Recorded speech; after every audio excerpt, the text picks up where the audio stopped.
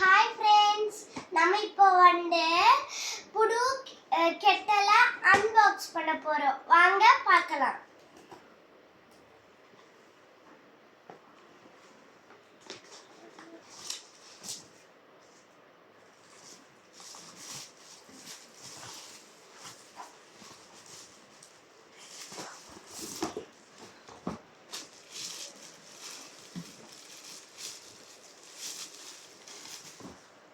இதால காஃபி எல்லாம் போட முடியும்.